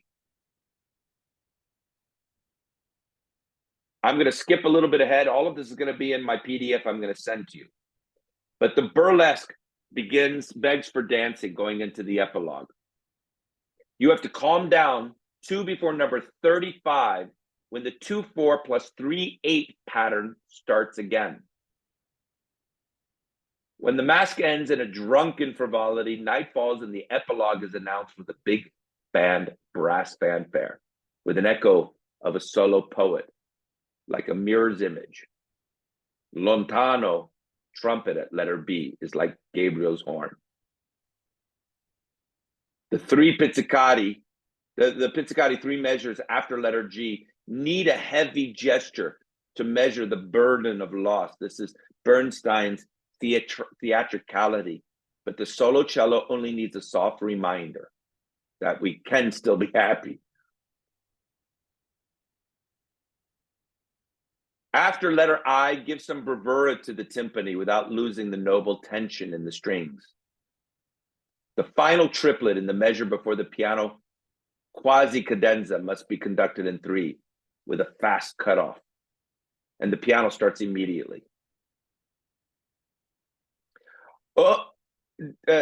W.H. Auden, who wrote about the age of anxiety as if it had always been this way, in a cataclysmic prediction, he writes, yet already there is dead in his dreams. We would rather be ruined than changed. We would rather die in our dread than climb across the moment and let our illusions die. The piano in the background, brought in by the wave of the left hand, is the illusion. Gone is the dread and conflict. Instead, from love, life is transfigured. With serenity, as Bernstein writes, after letter J, the strings make a chorale down to the colonnade, the cello highlighting the ecstasy of the moment, and the brass announce the opening of the gates to heaven. Observing the commas as written after letter L allows for a big crescendo and fermata. The timpani makes super Zarathustra beats. Mahler's third symphony is recalled again. The piano shouts out loud 4 measures before the end in fortissimo. A crescendo rising from forte in the brass releases the anxiety of Bernstein's Second Symphony into a burst of illumination and peace. Okay, my friends, 10 minutes for Jeremiah. When you get to Jeremiah, which is the one most often played, believe it or not, because it's shorter, smaller, and you only need a mezzo-soprano. You don't need piano soloist. You don't need choir. You don't need all these people. But, the Jeremiah, again, goes back to this idea of Bernstein being theatrical and Jewish, and he composed it as part of a competition. Kusevitsky helped him get through it. He didn't win a competition with it, but eventually it was premiered. It became a huge success. The Jeremiah symphonies derive from many of the Jewish cantorial and liturgical themes that Bernstein knew from his Hebrew training and his family life from his father, who celebrated Shabbos every Friday and Saturday. The opening melody can be found in the Amen sung on major Jewish festivals and from the Amidah prayers, profanation. It uses motives from the Haftarah. Lamentation is influenced by the Ashkenazic chants during Tish B'Av, if you know anything about Hebrew. But most significant is the relationship between Bernstein and God, a recurring theme as we've seen in all his symphonies. So the profanation comes from the lamentations of Jeremiah. Why does God forget us? Turn us to you, Lord. Why do you forget us? So, what's happening in the world right now is also very topical with Jeremiah. He uses these words to answer the crisis of faith in the world. Help us, because we can't help ourselves. You don't have to be Jewish to conduct the Jeremiah, but you must know how Judaism affected him. It's his message in the symphony. So here we are in the first movement. He gives the counting formula of the opening 5/4 measures 2+3 with a largamente tempo. But each doublet written as 2 joined 8 notes rise in a dynamic from a piano to a forte within the measure between pesante strings and an accented timpani.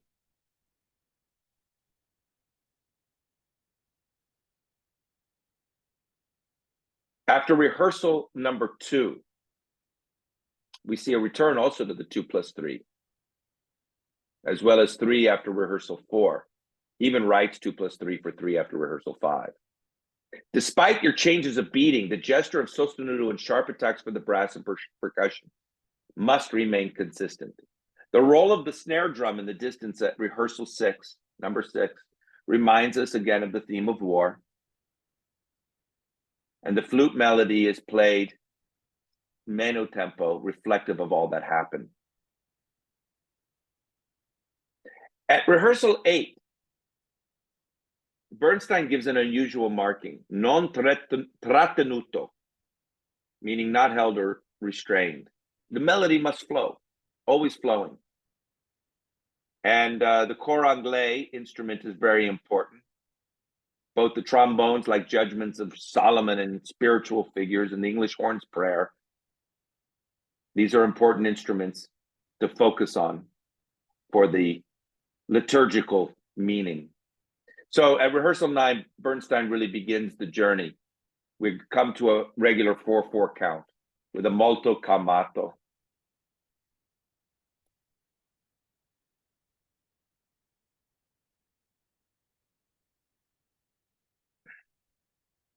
Bernstein, I'm going to skip a little bit ahead. You have to look just before rehearsal number 12. You have to be careful of the suspended symbol, not to get too loud. Bernstein himself taught and demonstrated the final 8th note in the ritornando and crescendo 1 before 12 should be subdivided, 1 before 12, making the 8th note tenuto and arriving together with the bass drum and tenuto chords in the full orchestra. Rehearsal 12 is particularly interesting in that in the sostenuto melody, you can hear, funnily enough, a chorale reference. Bach's Es ist genug.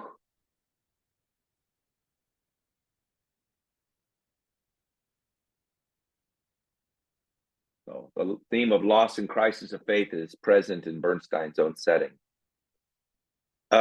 Rehearsal 14, after a slight held quarter note, 1 before 14, the melody begins to relax. He writes that the lower string should change bows frequently to allow for a sustained wall of sound. Some people do it free bowing. The movement ends in a fermata and pianissimo after a lot of emotional outpouring. These are very typically Bernsteinian in terms of modal, rhythmic, and harmonic treatments. But what follows is the most Bernsteinian movement of the symphony, which is his profanation. It's said that Bernstein, the second movement, had more rhythm in his pinky finger than the rest of us have in our entire bodies. And the second movement's a good example. It's an orgy of dance, like the orgy in front of the adoration of the golden calf. It describes the crisis of faith and the destruction of the temple of Israel. Movement is a nightmare for any conductor, and the orchestra could not feel the internal rhythms of Bernstein's changing measures. In a vivace con brio, the music unfolds like a whirling dervish of sound. The indication of each measure is not difficult.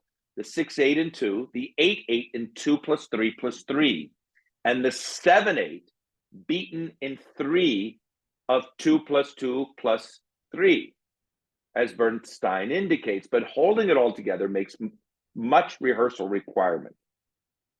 It's advised to start slowly, do it slowly, do it slowly until the orchestra is comfortable with the dance. Keep an eye on the strings 4 measures after 1 when they play a duplet after so many triplets. One little trick after rehearsal 2 is to group the 3 beats of the duplet 1/8 notes together, the 8th notes together. While the 3 bars are written 2 plus 3, 3 plus 2, 2 plus 2, it's better to conduct 2 plus 3, 3 plus, 2 plus 3 plus 3, 2 plus 2 plus 2, in order to keep the rhythm flowing. So you see they're written 2 plus 3, 3 plus 2, 2 plus 2, but it's better 2 plus 3 plus 3, 2 plus 2 plus 2. Remember that for Bernstein, each note inevitably follows the other. Therefore, each beat is the upbeat. If you get stuck in one measure, it prevents the natural flow to the next. But once you've got it, you can't let go. Anyway, the whole thing is repeated with even greater urgency. After rehearsal,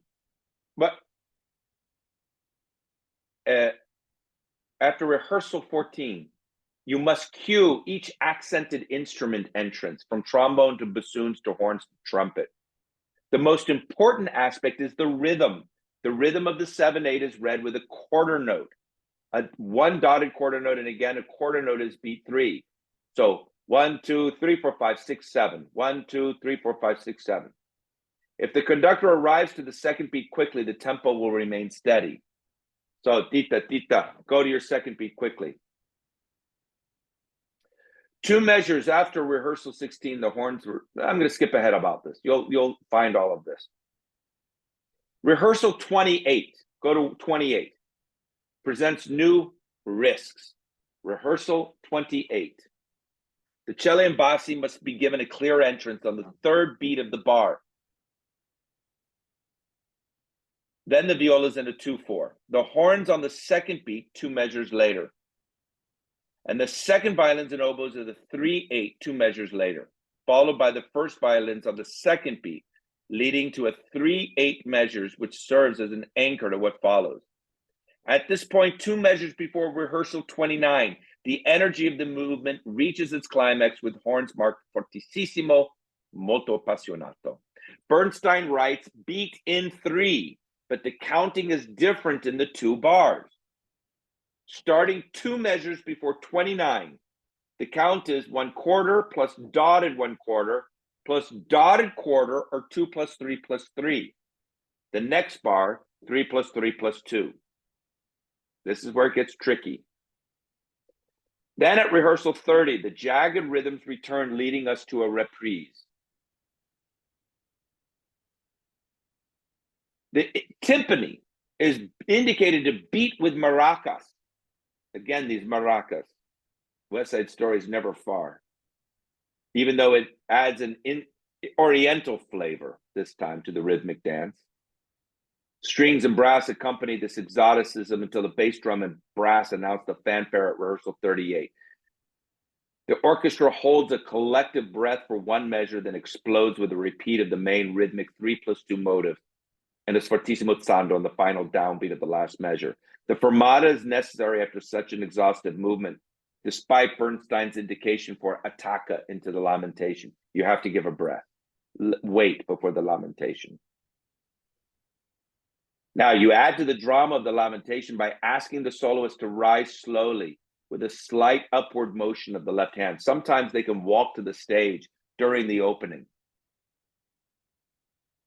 Lento is the tempo designation, but sostenuto might be more appropriate for the improvised cantorial nature of the accompaniment. The mezzo-soprano sings, as noted by Bernstein, Echa Yeshiva Vadar Hayar Rabatiam. This theme is based, according to Bernstein, on a liturgical cadence still sung today in commemoration of the destruction of Jerusalem by Babylon. You just let the song be free. Only the 4th beat at rehearsal number 1, played by the oboe and English horn, bass clarinet, and separated by quarter notes 2 measures before 3 should be articulated. The singer is given freedom to express the tragic intensity expressed in the words. Each appoggiatura can be accented, tenuto notes can be exaggerated. This is very Mahlerian. Only after rehearsal 7, with the entrance of the brass fanfare, does the tempo move forward in quarter note gestures. This is actually the easiest movement to rehearse and to play. It's not unlike the Rückert-Lieder of Mahler.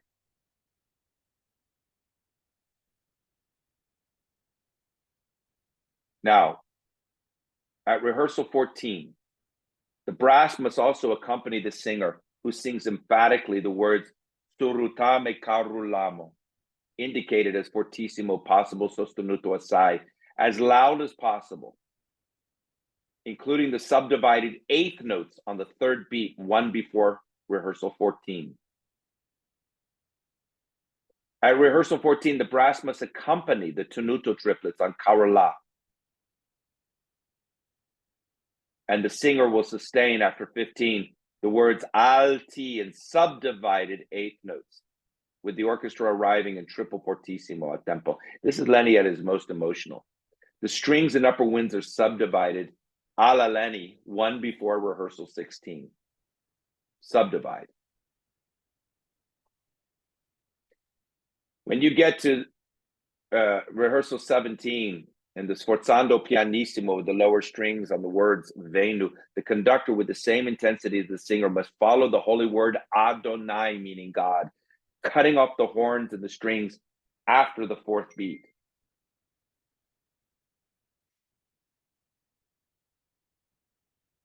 So, the cello makes a slight hairpin crescendo and decrescendo 1 before rehearsal 18 to prepare the tutti strings. The previous melody is now played tutti, representing the fullness of humanity and the hope of all, something Lenny would have wished for anyone. Suddenly, Gabriel's horns call at rehearsal 19 as if the gates of heaven open, and the full orchestra ascends to a final trumpet call on the third beat before rehearsal 20. All is calm in heaven. Noted as meno mosso, the descending eighth note motive is heard in the strings, flutes, and English horn. Quietly and gently, the pianoforte with pedal, and after the clarinet and subtone play, an inverse rising thirds to represent the optimistic acceptance one hopes for in heaven. Conductor should observe the comma for the final chord as if saying Amen. The pure shimmer of white light is heard in a lunga fermata. Peace on earth and goodwill to men. Perfect message for the holidays, isn't it? We did it. Thank you all for staying with me. That's Bernstein in a Bugatti. Very fast.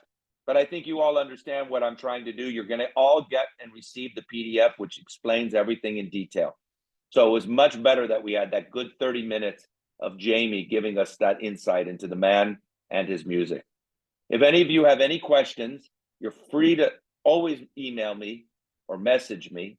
If you want a deeper lesson, private lesson, just let me know. We can always do that. And if you happen to be conducting Bernstein symphonies anytime soon or in the near future, let me know. And I can give you some pointers, and I can also help encourage you with your contacts with Boosey and Hawkes, the publisher, to help promote it, as well as with Jamie and other people who might be relevant to your own performance of Bernstein's music. Don't forget, we have January 17th, free, with Joanna Faletta's, Respighi's, Fontana di Roma, Pini di Roma. All of you should have that kind of score. And we will follow up with Carlo Rizzi doing Verdi. So, operas to come. We have Bartók coming up in the future, Mahler coming up in the future, Shostakovich coming up in the future. So much to look forward to. And those of you who are planning to come back to Bucharest this July, it's July 9th to 19th. We have increased the podium time.